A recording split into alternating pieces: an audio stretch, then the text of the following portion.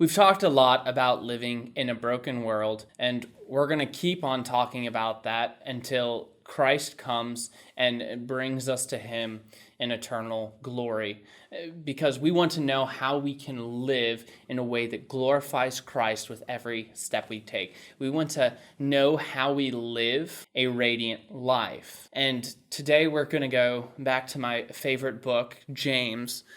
And right in the beginning of chapter 1 and verse 2, it says this: "Count it all joy, my brothers, when you meet trials of various kinds, for you know that the testing of your faith produces steadfastness. And let steadfastness have its full effect, that you may be perfect and complete, lacking in nothing." There's a few things I want to point out for us here. And the first is that it says count it all joy when you meet trials, not if you meet trials. We all know we'll go through trials. We've all been through trials.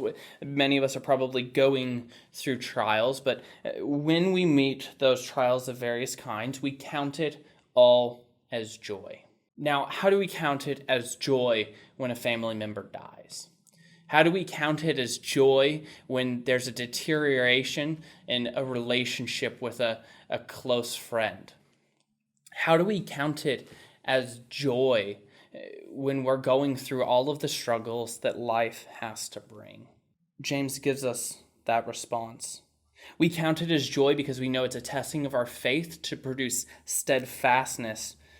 And when we let steadfastness have its full effect, we may be perfect and complete, lacking in nothing. And that's because counting it all as joy means attributing it all properly to God. It means understanding that God has full control over our lives, that he cares about us and is intentionally working to make us more like him. All of this pain we're going through is not meaningless. And joy does not mean there is no grief.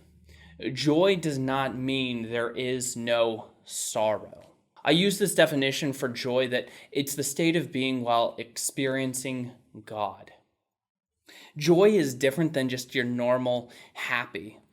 Joy sits above kind of all of the other emotions in that it can work in times of anger. You can have joy in times of frustration and sadness, because you're glorifying God. James continues, and he kind of repeats himself in verse 12. He says, "Blessed is the man who remains steadfast under trial, for when he has stood the test, he will receive the crown of life which God has promised to those who love him." Blessed is the man who remains steadfast under trial, for when he has stood the test, he will receive the crown of life which God has promised to those who love him. When we're going through all these pains, when people are dying around us, when relationships are falling apart, whatever struggle you're going through, we remain steadfast so that we will receive that crown of life. We stand firmly in the hands of God, who is molding us and shaping us to become more like him. The process will come with pain. The process will come with sadness and grief. That's okay. It's okay to feel all of those emotions, but we count it as joy through all of that because we know what's coming. We know that when all is said and done, at the end of the day, when we persevere, when we remain steadfast through all of these trials, we get to stand in eternity glorifying God. And as we're counting it joy, he is walking with us.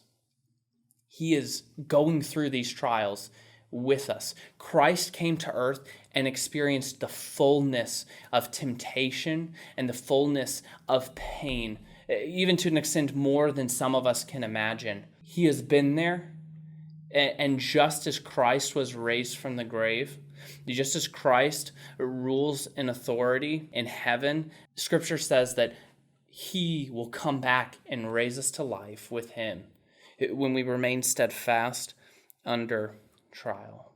My question for you this week is, how are you going to remain steadfast under trial.